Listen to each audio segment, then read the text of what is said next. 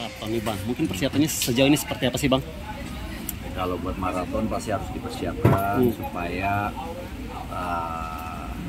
larinya lebih enak. Kita udah bisa antisipasi sejauh apa kekuatan kita untuk menghadapi 40 kilo.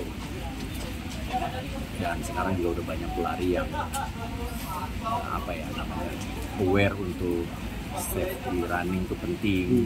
Salah satunya adalah kita menjalani proses latihan penguatan otot, dan ternyata memang lari itu nggak cuma latihan larinya aja, tapi ada proses strength trainingnya, terus fuelingnya itu apa sih? Itu adalah salah satu proses untuk memasukkan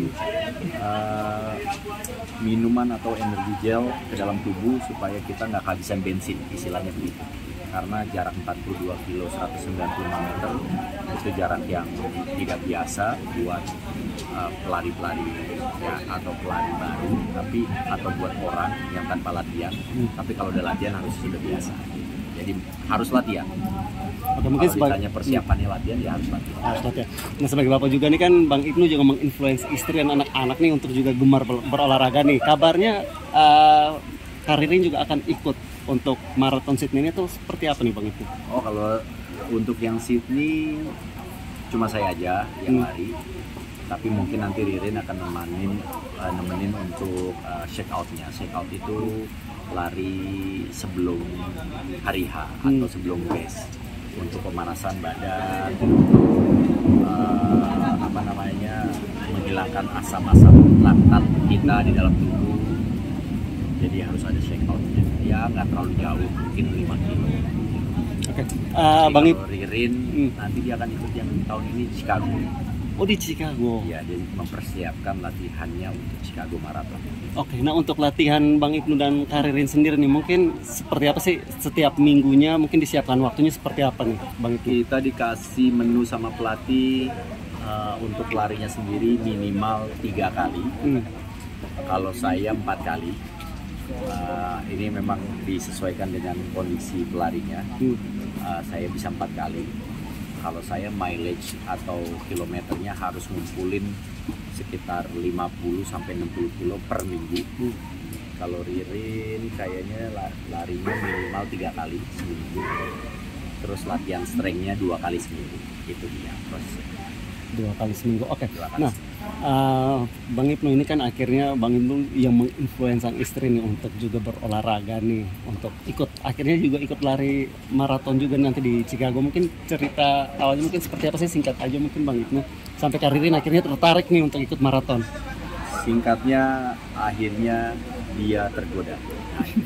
Nah, dia ngelihat waktu pas di Tokyo atau di London, Pak. Dia melihat ada sepasang kakek nenek masih ikutan full maraton, larinya bisa menikmati lintasannya, bisa menikmati larinya itu dengan enjoy, dengan happy. Larinya memang gak harus kenceng karena memang disesuaikan dengan kapasitas kualitas tubuh kita juga, kekuatan kita juga.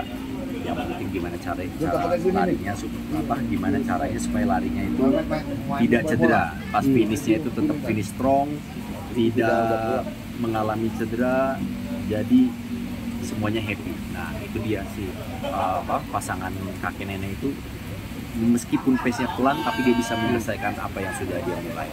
Nah, itulah Ririn merasa tertantang. Kok kakek-kakek nenek-nenek itu dia bisa lari maraton, satu nggak bisa lari. Ternyata bukan suaminya yang tapi suaminya hanya menstimulus aja. Menstimulus, dari stimulus itu akhirnya Karirin juga tergoda dan akhirnya berolahraga. Dan Bang Ibnu dan Karirin ini kan pasangan selebriti juga yang juga menginfluence pasangan selebriti lainnya. Kita sebut aja Mbak Kausi dan Andika Pratama yang akhirnya juga ikut lari ini. Mungkin ini akhirnya disebut ketok tular nih Bang Ibnu. Mungkin seperti apa sih kalian dalam selebriti mungkin saling mempengaruhi satu dengan yang lainnya untuk sama-sama berolahraga hidup sehat? Memang lari ini lagi ngetren, terus juga trennya positif, bagus, banyak manfaatnya, dan bukannya saya, tapi memang pribadinya sendiri yang memang mungkin teman-teman kayaknya iya nih lari adalah salah satu jawaban untuk kita bisa tetap berolahraga tanpa ngandelin lapangan, tanpa nunggu temen. Yang penting ada kemauan, bisa olahraga. Kalau main bola kan mesti nyewa lapangan dulu, main pedal booking lapangan dulu, cari temen. Kalau lari lebih mudah ya kayak. Hari Mau di mana dan aja? udah gitu di kota Jakarta dan di beberapa kota besar juga difasilitasi dengan sarana dan prasarana yang cukup memadai.